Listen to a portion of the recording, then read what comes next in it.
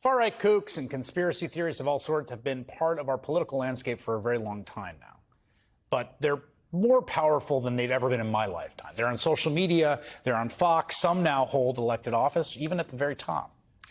Now, whether they do it out of cynicism or self-delusion or like they've just got brainworms, they're all happy to promote outrageous disinformation about the libs and the globalists and immigrants and lots of other people who can't defend themselves. But then, every once in a while, their ceaseless lies present a practical problem to the Republican political establishment they serve. There was a moment that I think exemplified this back in November of 2020. After Joe Biden won and Donald Trump started spinning lies about a rigged result, there was still, remember, a pair of critical Senate runoff elections in Georgia, which would determine party control of the Senate. And Ronna Romney McDaniel, the RNC chairwoman at the time, struggled to convince Georgia Republicans to vote because they falsely believed their votes wouldn't be counted. Machines are switching the votes, and we go there in crazy numbers, and they should have won, but then there's still... Yeah, we have to... we didn't see that in the audit, so we've got to just... That evidence I haven't seen, so right. We'll wait and see on that. How are we going to give money and work when it's already decided? It's not decided. This is the key. No. It's not decided. If you lose your faith and you don't vote, people walk away, that will decide it. Oh, really? Oh, now you don't like that disinformation, Ronna Romney McDaniel. Now you're standing up to tell them, no, it's not decided. It's not rigged. Now it's time to tell the truth that there will be bad consequences. Republicans lost both those elections, by the way. And so now here we are watching Hurricane Milton hitting Florida while still dealing with the aftermath of Hurricane Helene in the southeast. And I keep thinking of that Ronna Romney McDaniel clip because you've got government officials of both parties and apolitical civil servants struggling to combat the rampant misinformation that far-right politicians, pundits, and influencers are spreading about the storms and disaster response.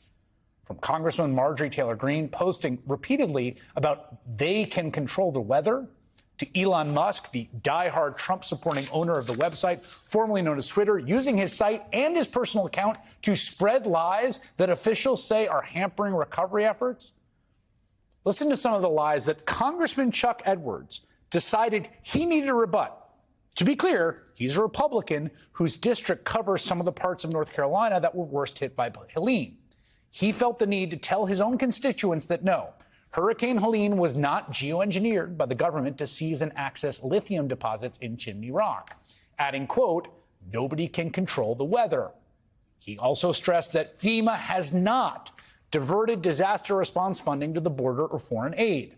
More on that particular lie in a moment. Also stating that no, FEMA is not going to run out of money and that FEMA cannot seize your property or land. That's a conservative Republican congressman trying to save his constituents from disinformation spreading primarily among Republicans and conservatives on social media. He's not alone.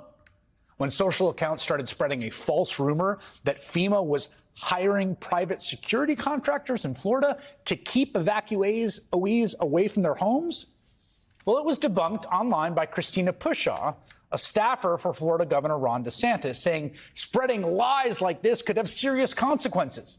If people in an evacuation zone see this and decide not to evacuate, despite warnings from state and local emergency management, they are unnecessarily putting their own lives and lives of first responders at grave risk.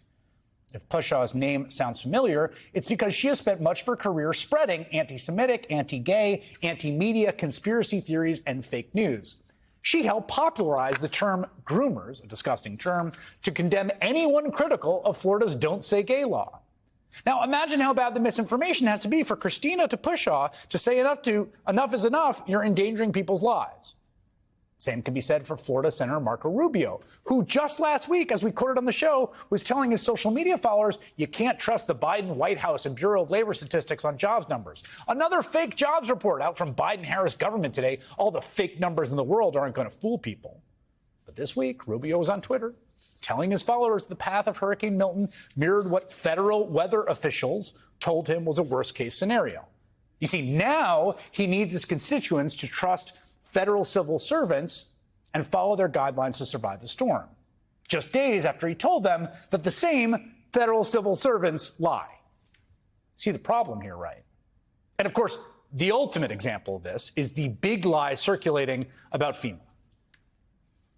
Kamala spent all her FEMA money, billions of dollars, on housing for illegal migrants. Housing assistance under FEMA, almost any reasonable person would think would be available for Americans who are displaced from their houses in a time of disaster, but that has been used on illegal immigrants. How can we afford to give billions of dollars to illegal immigrants in this country, but we've got to go back to the well to provide disaster relief for our own citizens? That's a disgrace. Look, they can't even take care of people in North Carolina from a hurricane because they're too busy spending our taxpayer dollars taking care of illegal aliens. This is the Biden-Harris administration caught red-handed dedicating a massive amount of money that was supposed to be there for emergency relief for Americans in North Carolina, Georgia, and elsewhere to dispense to illegal immigrants, while hurricane-ravaged victims all over the country are left out to dry.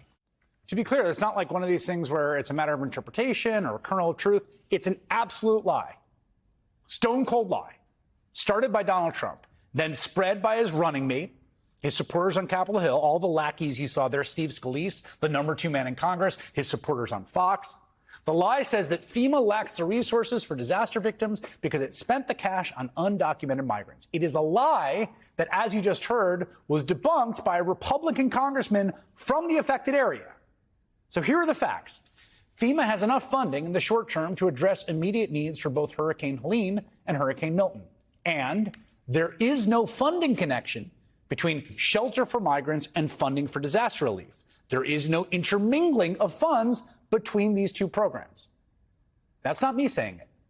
It's the Republicans in charge of the House Appropriations Committee. In a fact sheet they shared yesterday with Chad Pergam, the congressional reporter for Fox, because they felt the urgent need to push back on a lie that is being spread by Fox News and by Donald Trump. A lie started by their candidate for President Donald Trump and amplified, as you see, by his campaign surrogates. Passed along on the social media site owned by the billionaire funding one of his super PACs. Republicans who suddenly see a conflict between the welfare of their constituents and the toxic effect of their party's propaganda, and also who don't want to fly back to Washington for an emergency session to fund FEMA when FEMA has money, now struggling to explain to their audiences that, well, up is up and down is down and water is wet and 2 + 2 = 4. And you could laugh at it when their disinformation was mainly just costing them votes in winnable elections like Georgia. But now it could cost lives in a massive, complex disaster recovery. It is enraging that it took a crisis of these proportions to convince politicians who have politicized everything that some government functions need to be above politics.